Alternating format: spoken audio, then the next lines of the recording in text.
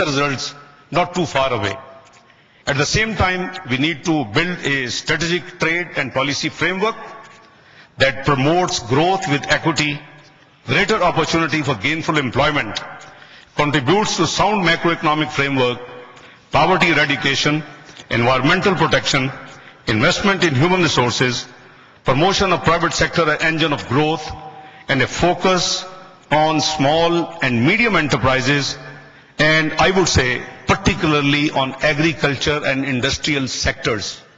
Agriculture is backbone of our economy. We have missed twice in this country opportunities that we should have built our real sectors of economy. And that was one after the post-Cold War and the during Cold War, and the second chance was post 9/11. We got inflow of resources in this country, but unfortunately they were consumed on consumer production areas where we used to take pride that we have manufactured X million of mobile telephones, we have done X Y number of Z consumable items. I think that was the time we should build our economy. We are talking of food insecurity, we are talking of agriculture, and Dr. Najam has already pointed out one of the 5 areas I understand is agriculture.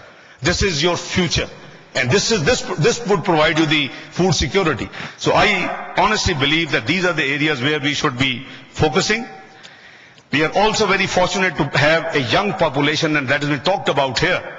We should not take it as a liability, we should take it as an asset, which is almost half is under 19. And if we transform them, and they are willing to learn and extremely capable of taking this country to even better heights of success, so we should actually be focusing as a country on this youth. We should harness them with technical education. Obviously the institute has done a wonderful job, but the number is limited in comparison to the entire population, which is almost 95 million at the moment in the country.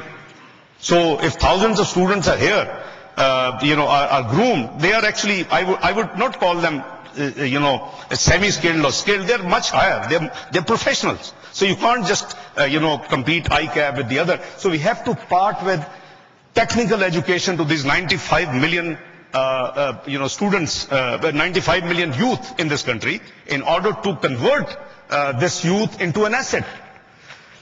On this account, I must also convey my deepest appreciation and acknowledgement of ICAP for making valuable contribution towards developing the growing pool of talent that this country has to offer.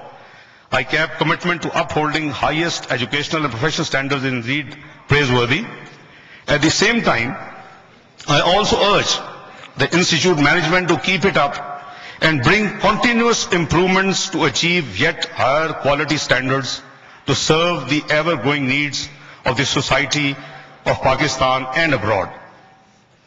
To ensure that we lay down strong economic roots, we must not only embed first-class business skills into our talent base, but even more importantly, we must instill a profound understanding of how businesses work from a financial perspective.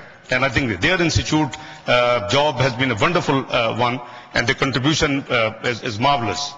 The most dire need of today's Pakistan is to increase efficiency, quality and productivity in real sector of agriculture and industry and the services sector, achieve optimization in the use of manpower, and generate data for decision support system.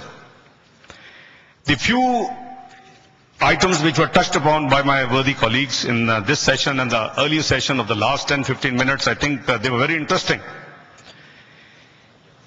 My dear friend, I hope Shabbar Saab is here and he has not left the hall.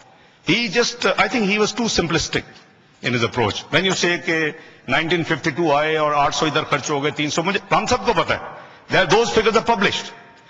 Your issue is, as highlighted by the learned speakers, that in real terms you need to increase your tax GDP ratio in real terms. Whether you broad-based, you take, those are measures. Because this country had 14% tax GDP ratio just a decade ago. If you just go back to 14%, you're generating 1,000 billion extra. And if you generate 1,000 billion extra, your fiscal deficit is gone. To me, the worst crisis of Pakistan is the twin deficits. Shahid touched upon on current account, which obviously includes the trade deficit. We have been very lucky last year that we did not have current account deficit. We had trade deficit, but we had fiscal deficit. We had trade deficit. Why last year current account balance turned out to be good one? Because you had a windfall. The cotton prices went internationally 3 times. You did not produce the 3 times quantity to earn that export earnings. So we got to focus that at least we should have a clear roadmap. So I 100% agree that unless we go back to 14 to 15% tax GDP ratio, we are not in business. This is the same country. You have not got Siachen bag. You have not got Sar Creek bag. You have not got East Pakistan re-annexed to you. How come that this country, whose fiscal deficit is 54 billion, just about a decade ago today is running on 1,200 billion fiscal deficit? It's a mockery. The reasons are known, but the political will is missing. The 350 to 400 billion you are spending per annum, the taxpayers' rare and very valuable money on the few institutions Shahid Kardar just counted. PIA, Railway, Pakistan Steel. You just name few and there you are losing 400 billion. I mean, can we afford this? No, we can't. At the same time, if this country, I agree that neither you can control the debt finance, debt servicing, that is obviously. If you continue to borrow and you continue, you have to have the more service. So you need more money. So if you just compare that this country had only the current expenditure, what we call, I always call it ayashiyan. So 530 billion. How come this has touched upon 2,300 billion in a period one decade? If you borrow money and create capitals for many people, you will find in this TV debates, claiming, and even the last government, that listen, X country, Y country, they name Norway, the Scandinavian, European, they have 69% debt GDP ratio. For heaven's sake, they created assets. I mean, you all are finance people. If you borrow money to create asset, then there is no problem. But you are borrowing money to meet the difference between your income and expenditure. It is current expenditure, basically, period. You are adding to your debt stock. You have seen this motorway.